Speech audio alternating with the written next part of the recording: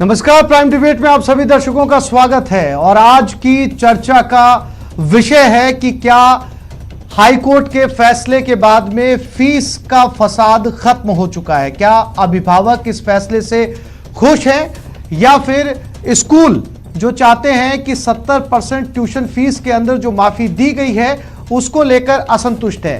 क्या दोनों तरफ के पक्ष अब जो है इस मामले को लेकर शांत हो चुके हैं। आज चर्चा इसी मुद्दे पर होगी। कौन से सवाल होंगे, क्या इसके जवाब होंगे, इसके लिए हमारे साथ पूरा पैनल जुड़ चुका है। हमारे साथ अनिल शर्मा है, अध्यक्ष स्कूल शिक्षा परिवार, फिर प्रांजल है, सामाजिक कार्यकर्ता हैं, शिक्षा के क्षेत्र में हमारे साथ इस समय स्टूडियो में मौजूद है। ईशान शर्मा, प्रवक्ता अभिभावक संयुक्त समिति, हमारे साथ इस वक्त स्टूडियो में जुड़े हुए हैं। सबसे पहला सवाल मेरा अनिल शर्मा जी आपसे है जी। स्कूल फीस को लेकर राजस्थान हाईकोर्ट का अंतरिम फैसला इसे कहा जाएगा जी। और 70% ट्यूशन फीस है उसके अंदर यह कमी की गई है। आप इससे सहमत हैं? आपको लगता है कि एक बड़ी राहत अभिभावकों को मिली है और स्कूलों को भी मिली है? क्योंकि आपकी लगातार ये शिकायत थी कि लॉकडाउन के अंदर जब स्कूलें चल नहीं रही तो पेरेंट्स चाहते थे कि वो फीस भी ना दें, लेकिन अब ये फैसला जो है वो आपके पक्ष में आया है। देखिए, मैं फैसले का वैसे तो स्वागत करता हूं कि नहीं के बजाय कुछ अच्छा है, पर मैं कोर्ट की कुछ चीज़ों को थोड़ा सा स्पष्ट करना चाहूँगा कि ट्यूशन फीस का 70% लेने के लिए कहा है। तो पहले तो पूरी फीस का 70 होता है, यहाँ तक तो ठीक है। ट्यूशन का 70 मतलब 54% के करीब फीस रहेगी। उसको भी 2-2 महीने बाद लेने को कहा है। तो टीचर्स को सैलरी कैसे दी जा सकेगी, बाकी खर्चे कैसे मेंटेन होंगे, ये एक विवाद का विषय है। दूसरा लिखा है कि बच्चे का नाम नहीं काटा जाएगा। अब प्रॉब्लम ये रहेगी, बच्चे का नाम नहीं काट सकेंगे तो स्कूल को तो पता ही नहीं होगा कितने बच्चे स्कूल में हैं, कितने नहीं है। कल 2 महीने बाद जब स्कूल खुलेगा और बाकी सारे बच्चों ने टीसी मांग ली तो स्कूल तो खड़ा रह गया। तो हम किस टीचर को रखें, किसको नहीं रखें, कोर्ट को ये क्लियर करना चाहिए था। दूसरी चीज, कोर्ट ने जो फैसला दिया उस फैसले में एक चीज और गलत दे दी कि साहब इसको जो नाम नहीं काटने का तो है ही है, सॉरी, इसका जो कोर्ट ने जो मेन चीज दी कि ऑनलाइन एजुकेशन जो है उसमें नाम काटेंगे, यहां तक भी ठीक है, पर लेट देने का जो मतलब सोच दिया वो थोड़ा गलत दे दिया इसमें कोर्ट के फैसले। ठीक है। हमारे साथ संदीप बख्शी साहब भी जुड़ गए, सदस्य प्रोग्रेसिव स्कूल एसोसिएशन और निजी स्कूल समूह के निदेशक हैं। संदीप जी, आपका भी स्वागत है इस बहस के अंदर। मैं आपके पास आ रहा हूं। संदीप जी, ये जो हाईकोर्ट का फैसला आया, हालांकि इसके अंदर कई तरह की शर्तें भी रखी गई है और साफ तौर पे कहा गया है कि फीस ना देने के नाम पर बच्चे का नाम स्कूल से नहीं काटा जाएगा। और जो ये पहले समझा जा रहा था हाईकोर्ट के फैसले में कि कुल फीस का 70% जो है वो नहीं दिया जाएगा, जबकि ये है ट्यूशन का 70%। आप सहमत है संदीप जी इस फैसले से? कि ये जो असमंजस की स्थिति पिछले 6 महीने से चल रही है, जो कि ना तो स्कूल को, ना पेरेंट्स को और ना किसी ने क्लियर किया, आज हाईकोर्ट में आदरणीय जज साहब ने जो क्लियरिटी लाए हैं उससे काफी कुछ राहत सबको मिली है। 11 लाख कर्मचारी इससे इफेक्टेड थे और आज इस निर्णय का जहां तक सवाल है, मेरे ख्याल से बैलेंस्ड निर्णय है। ये देखते हुए, क्योंकि एक परिवार है जिसमें मन मुटाव था, विचारों में मतभेद था, इतनी सी बात थी, ये विचारों को एक क्लियरिटी आई है। बिकॉज बहुत सारे पेरेंट्स जो पे कर सकते थे, जो सक्षम थे, उनको भी अलग अलग तरफ से दबाव दिया जाता है कि वो पे नहीं करें। और स्कूल्स को भी एक एटीट्यूड ये रखना पड़ेगा, जिनके एक्चुअल में प्रॉब्लम्स पेरेंट्स को हुई है उनको उनकी मदद की जाए। तो इसमें मेरे ख्याल से ये बहुत अच्छा ऑर्डर है हाई कोर्ट का। और पहली मैं 3 बातें इस पे कहना चाहूंगा। पहला, 70% ऑफ ट्यूशन फी।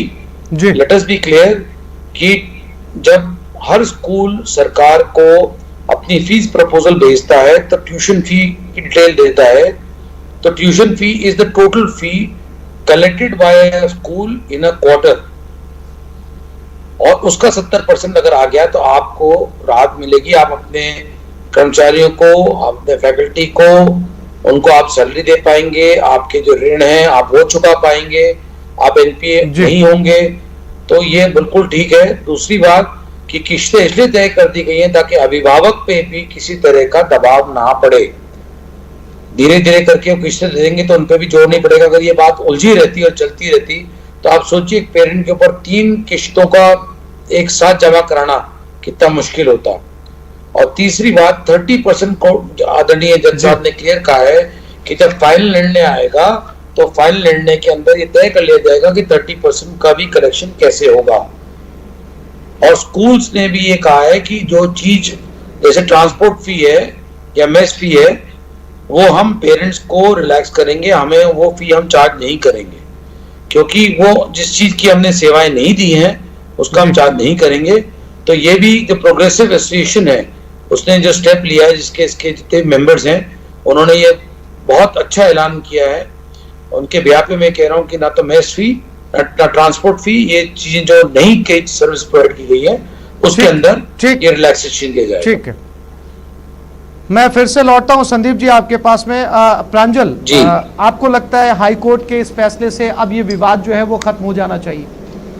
जी, सबसे पहले तो मैं बोलना चाहूँगा कि मैटर चूंकि अभी सब्जुडाइज है कोर्ट में, तो ज़्यादा मेरिट्स पे मैं लीगल टिप्पणी नहीं कर सकता। बस मैं इतना बोलना चाहूँगा, जो सबसे बड़ा फेलियर जो राजस्थान सरकार का इसमें है कि ये मैटर कोर्ट तक गया, और सबसे बड़ा जो फेलियर यहाँ पर आज कोर्ट द्वारा किया गया है वो यह है उस बच्चे के बारे में नहीं सोचा गया जिस बच्चे को इन्होंने आज डिप्राइव कर दिया है फीस ना भरने की वजह से ऑनलाइन शिक्षा से, सबसे पहली बात। और नंबर 2, इसमें राइट टू एजुकेशन के तहत जो बच्चे पढ़ रहे हैं स्कूलों में उनके बारे में कोई जिक्र नहीं है कि उनको किस तरीके से स्कूल फैसिलिटेट करेगा, चूंकि कानून ये कहता था कि सारी फीस उनसे नहीं ली जा सकती। अब मुझे सबसे बड़ा जो प्रॉब्लम आज गरीब बच्चे के साथ आता है कि उसके पास स्मार्टफोन नहीं है, वो ऑनलाइन क्लासेस नहीं ले सकता, उसके बारे में कोई चर्चा कर ही नहीं रहा है।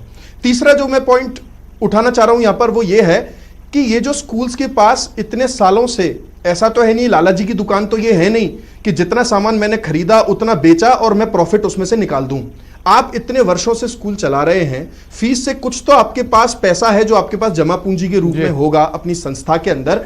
क्या यह संभव है कि एक यार्डस्टिक से सारे स्कूलों को नापा जा सके?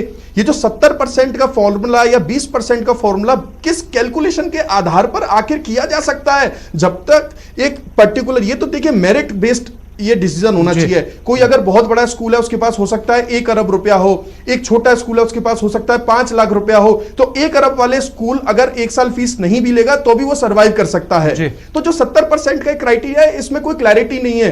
एक जो बैलेंस ऑफ कन्वीनियंस इसमें रखना चाहिए, ये मेरे हिसाब से स्कूल्स को आपस में बैठ के कर लेना चाहिए था, सरकार के स्तर पर यह हो जाना चाहिए था। न्यायालय इसमें पॉलिसी मेकिंग कैसे कर सकते हैं, सबसे बड़ी बात। और उस गरीब बच्चे का ध्यान रखें, उस बच्चे को आपने डिप्राइव कर दिया। सबसे बड़ी बात, जो बच्चा ऑनलाइन क्लास नहीं ले रहा, फिर क्या आप कल उसको एग्जाम देने के लिए अलाउ करेंगे? ईशान शर्मा जी, बच्चा किस बेसिस पर एग्जाम देगा? महत्वपूर्ण बात जो है वो प्रांजल ने यहां पर उठाई है कि इस फैसले के अंदर जो अमीर स्कूलें हैं, जो काफी समय से चल रही हैं, जो रेपुटेड स्कूलें हैं, वो फिर भी सरवाइव कर सकती हैं, लेकिन जो छोटी स्कूलें हैं जिनका स्टाफ कम है, जिनमें बच्चे कम हैं, क्या उनके ऊपर भी सेम नियम लागू होगा?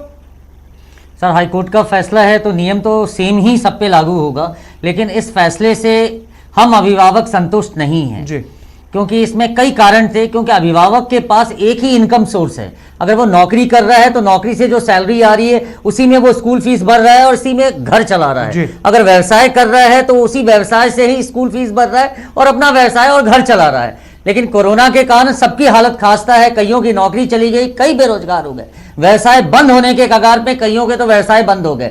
मुझे ये समझ में नहीं आया कि माननीय जज साहब ने किस आधार पर ये 30% का फैसला सुनाया है, क्योंकि देखा जाए स्कूल वालों के लॉट्स ऑफ इनकम सोर्सेज हैं, अभिभावक का सिर्फ एक ही सोर्स ऑफ इनकम है जिससे वो घर चलाता है, स्कूल की फीस भरता है और भी कई खर्चे हैं उसके। लेकिन स्कूल के जो इनकम सोर्सेज हैं वो लॉट्स ऑफ लॉट्स हैं। और उसके अलावा आप देखिएगा कि उनमें कई जो स्कूलें चला रहे हैं वो कई संस्थानें हैं, सोसाइटी है, धार्मिक संस्थानें हैं, अनुदानित, गैर अनुदानित, बहुत सारी स्कूलें हैं, लेकिन उनके सोर्सेज ऑफ इनकम किताब से भी है, एडमिशन फी से भी है, डोनेशन से भी है, CSR से भी है, उसके अलावा सिक्योरिटी मनी, कॉशन मनी, लेकिन अभिभावक के पास एक ही सोर्स है। तो ये फैसले से हम अभिभावक बिल्कुल संतुष्ट नहीं। ठीक है, संदीप जी, एक बार मैं फिर से आपके पास आता हूं। हमारे पास यहाँ स्टूडियो के अंदर अभिभावक संयुक्त समिति के सदस्य भी बैठे हैं।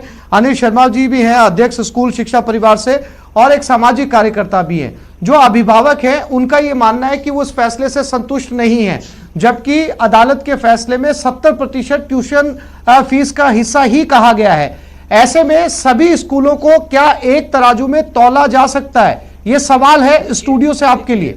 मेरा सभी पेरेंट्स से एक अनुरोध है कि जैसा स्कूल होता है उसके खर्चे भी वैसे ही होते हैं। किसी पे लोन है तो किसी पे लोन नहीं है, किसी की सैलरी जो है वो स्टेट के हिसाब से, किसी की सेंटर के हिसाब से है।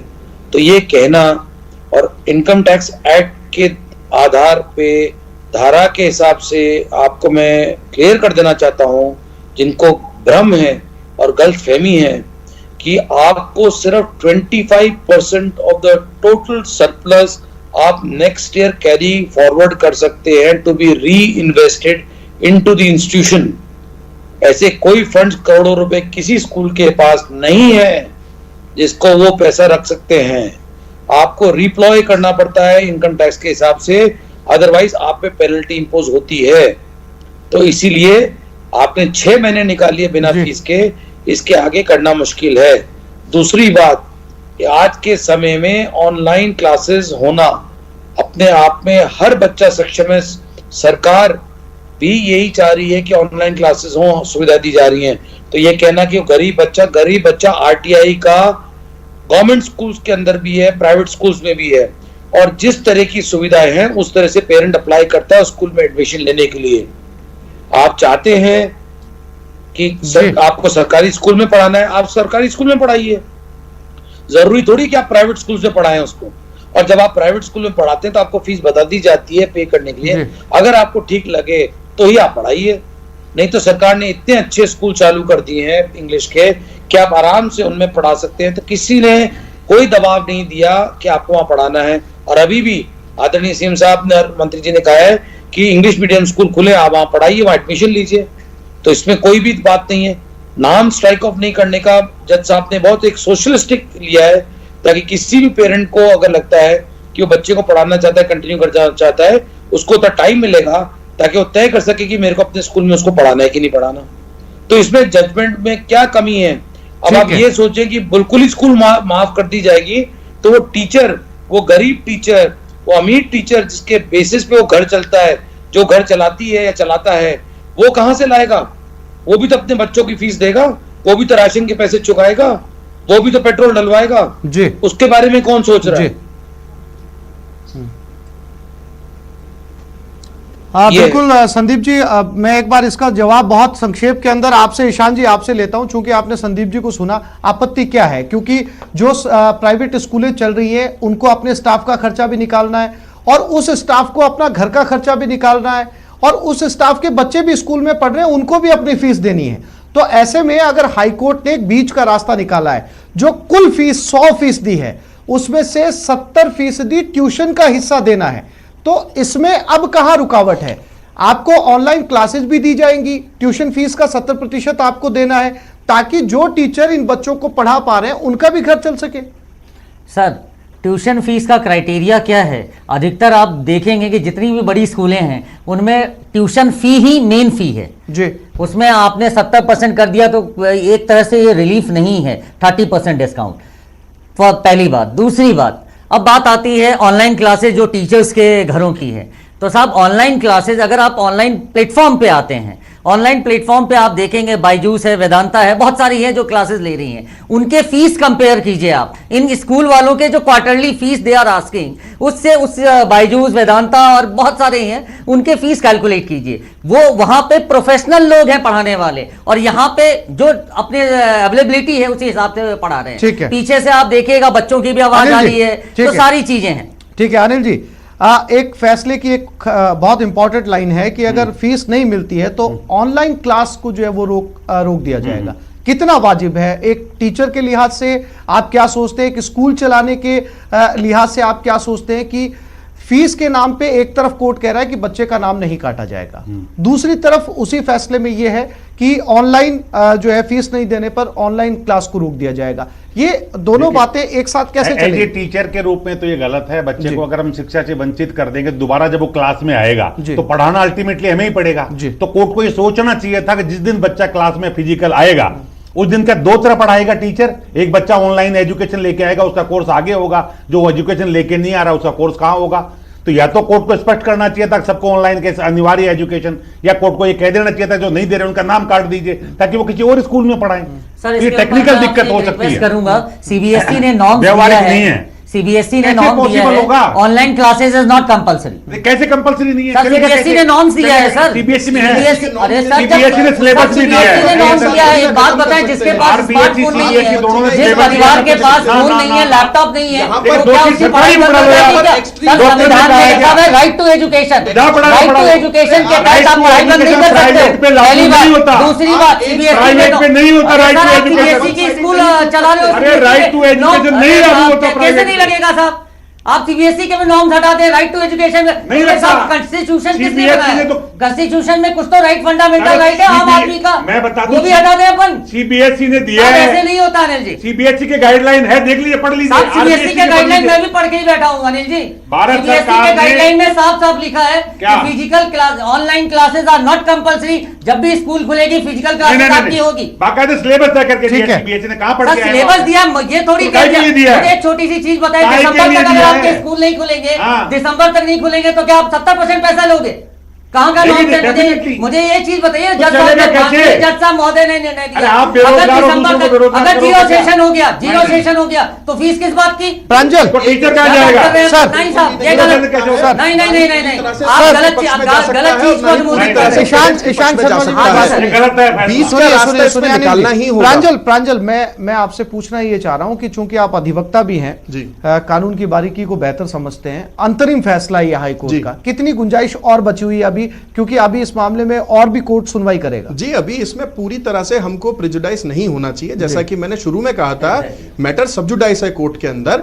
आज हम इतना ज्यादा इसकी स्क्रूटिनी नहीं कर सकते। जैसे संदीप सर ने उसको प्रिज्यूम किया कि बच्चे को ऑनलाइन क्लास को आपको जो नहीं दे रहे हैं उसमें आपको हम टाइम दे रहे हैं कि आप कोई और स्कूल देख लीजिए। देखिए, सबसे बड़ी बात यहां पर हम सिंपैथेटिक बिहेवियर स्कूल का भी है। मैं ये एक्सपेक्ट कर रहा हूं कि स्कूल्स भी सिंपैथेटिक हैं, पेरेंट्स को भी सिंपैथेटिक होना पड़ेगा स्कूल प्रशासन के प्रति, और कोर्ट को भी इसमें सिंपैथेटिक रवैया ही अपनाना पड़ेगा। हम किसी भी एक एक्सट्रीम में जाकर के नहीं सोच सकते। बिल्कुल ये सही है कि स्कूल में जो शिक्षक, जो वहां के जो कर्मचारी हैं, चाहे वे मंत्रालय कर्मचारी हो, चाहे वे क्लास 4th कर्मचारी हो, आपके बस का ड्राइवर हो, सभी को कुछ ना कुछ तनख्वाह मिलनी चाहिए। परंतु दूसरे पक्ष पर हमको ये भी सोचना है कि हमारे स्कूल में हर तबके का बच्चा पढ़ता है, हमको उसको ध्यान में रखते हुए ही फीस लेनी है। इसमें बीच का रास्ता ही ऑप्शन है। और किसी भी बच्चे को मैं आपसे गुजारिश करता हूं, कोर्ट का चाहे कोई भी फैसला आया हो इंटरिम, मैं अनिल जी से भी गुजारिश करता हूं, मैं संदीप बख्शी जी से भी गुजारिश करता हूं कि आप कृपया करके किसी भी बच्चे को ऑनलाइन क्लासेस से वंचित ना करें। ये इसका जवाब संदीप जी से ले लेंगे। पेरेंट पैसा ईशान जी, इसका जवाब संदीप जी से ले लेते हैं। संदीप जी, चूंकि ये अंतरिम,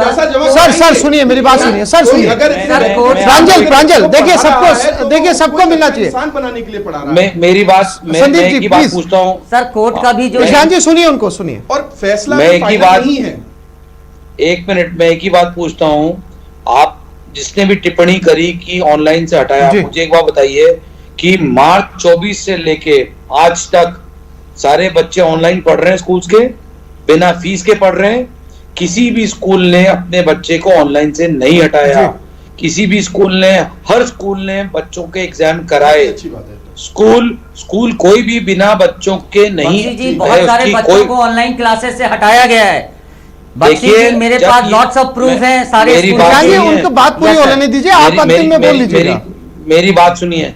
जब कोई पेरेंट जाकर स्कूल अथॉरिटी को थ्रेटन करता है कि आप गलत कर, नो स्कूल नो फी, इसकी जगह वो कहते कि आप पढ़ाइए, हमारी भी प्रॉब्लम को देखिए, और बीच का रास्ता निकालते हैं। जैसे इन्होंने पहले कहा मॉडरेटर साहब ने कि जीवन में बीच का रास्ता ही जीवन की शैली को तय कर सकता है। ये आप एक्सट्रीम में नहीं जा सकते हैं किसी भी हालत में। आप ये जो, अच्छा मुझे एक बात बताइए, सरकार के जो कर्मचारी हैं जिनको तनख्वाहें पूरे मिल रही हैं, वो फीस क्यों नहीं पे कर रहे? आपने तो उनकी बात करी जिनकी नौकरियां छूट गई हैं, जिनके सरकारी नौकरियां हैं, जिनके प्राइवेट में जिनको तनख्वाह पूरी मिली है, वो भी फीस नहीं पे कर रहे। संदीप जी, बहुत महत्वपूर्ण सवाल है ये। प्रांजल, बिल्कुल मैं एग्रीड हूं। प्रांजल समय की कमी है, समय की कमी है। अनिल जी, अंतिम सवाल मेरा आपसे। ईशान जी सुनिए, मेरी बात सुनिए। प्रांजल जी मेरी बात सुनिए। अनिल जी, आखिरी सवाल, 10 सेकंड का समय आपके पास, संक्षेप में, चूंकि अंतरिम फैसला है। और अब इस मामले के अंदर कोर्ट सुनवाई करता है। कुछ और बदलाव के साथ में कोर्ट के फैसले सामने आते हैं। बतौर अध्यक्ष स्कूल शिक्षा परिवार आपको मान्य होंगे? बहुत संक्षेप में। देखिए, निश्चित रूप से फैसले तो कोर्ट के मान्य होंगे, पर सरकार को, कोर्ट को इतना सा करना चाहिए, जो सक्षम है उनसे पूरी ली जाए और जो गरीब है उसको रिलीफ दे दी जाए। तो गवर्नमेंट सर्वेंट को कोई माफ नहीं मिलना चाहिए। एमएलए एमपीज को जिनको पूरी सैलरी मिली है उनको एक पैसा भी माफ नहीं होना चाहिए। चलिए, ताकि ये गरीब को माफ हो तो इस सके। बात आप ईशान जी, चूंकि अंतरिम फैसला है, उम्मीद करते हैं कि जब इस पूरे फैसले को कोर्ट पढ़ेगा या इसके अंदर और फैसला जो है वो और आगे आएगा, तब तक ये कहा जा सकता है कि इंतजार करना चाहिए। और अब जो ट्यूशन फीस के अंदर 70% की माफी दी गई है अभिभावकों को इतने लंबे समय के बाद के अंदर, इस पर जाकर अभिभावकों, स्कूलों को आपस में सामंजस्य बिठाना होगा, क्योंकि बच्चों की पढ़ाई का सवाल है। आप सभी मेहमानों का बहुत शुक्रिया इस कार्यक्रम में हिस्सा लेने के लिए। नमस्कार। नमस्कार जी।